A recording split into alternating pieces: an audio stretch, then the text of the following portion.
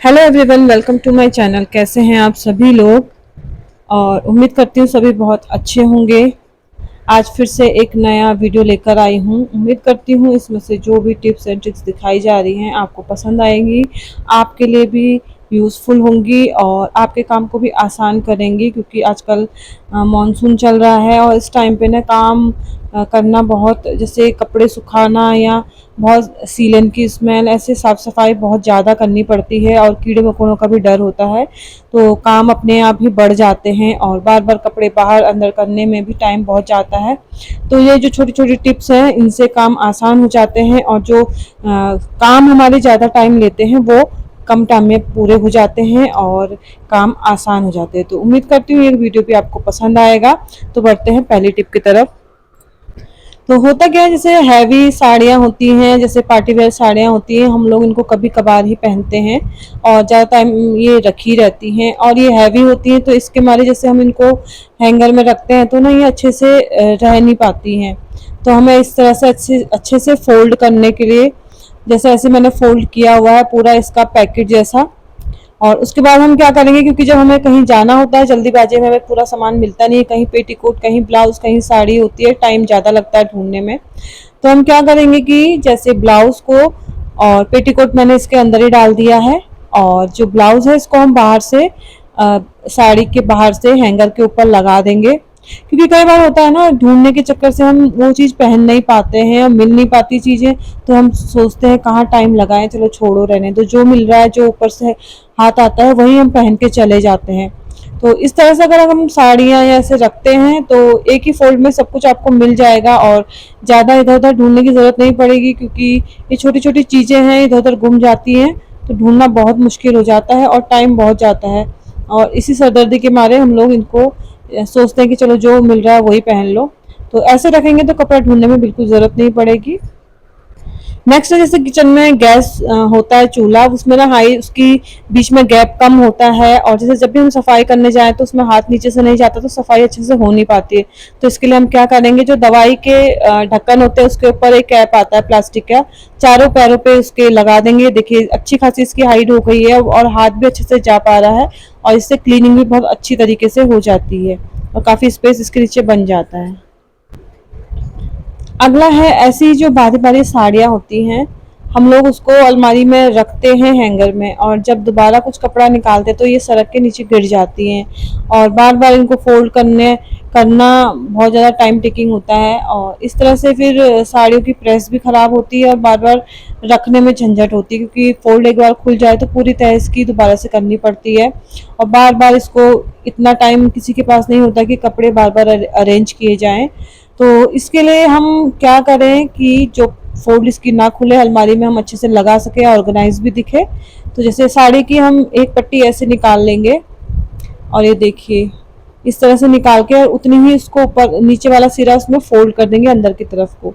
ये देखिए अब इस तरह से क्या होगा ना, इसका जो नीचे वाला सिरा है वो लॉक हो गया है और आप चाहे कितना खींचो या कैसे, ये देखिए पूरा नीचे से बंद है और ये बिल्कुल गिरता भी नहीं है। और ऐसे ही आप अलमीरा में इसको लगा देंगे तो ये ना सरकेगी ना गिरेगी। नेक्स्ट है, जैसे ऐसे जो पाइप होते हैं हमारे घर में, जैसे प्लास्टिक के हो या ये वाइपर का डंडा है, टूट गया था वाइपर, उसका ये निकला था तो मैंने रख दिया। अब आप सोचोगे मैं इसका क्या ही यूज़ करूँगी ये क्लॉथ पिन के साथ, तो इसका बहुत अच्छा यूज़ है और हमारे लिए बहुत ज़्यादा यूज़फुल है। क्योंकि कई बार होता है ना कि कुछ कपड़े होते हैं ऊंचाई में या कोई भी चीज़ ऐसी ऊंचाई में रखी होती है, हाथ हमारा नहीं पहुंच पाता इजीली, चाहे कपड़े हो या ऐसी कोई चीज़ हमें कील पे लगानी है या कुछ भी है, तो उसको ये देखिए हैंग करना भी आसान हो जाता है। ये देखिए कील लगी हुई है यहाँ पर और हैंगर मैंने इसमें क्लॉथ पिन में फंसाया और इजीली इसको मैं यहाँ पर लगा दूंगी।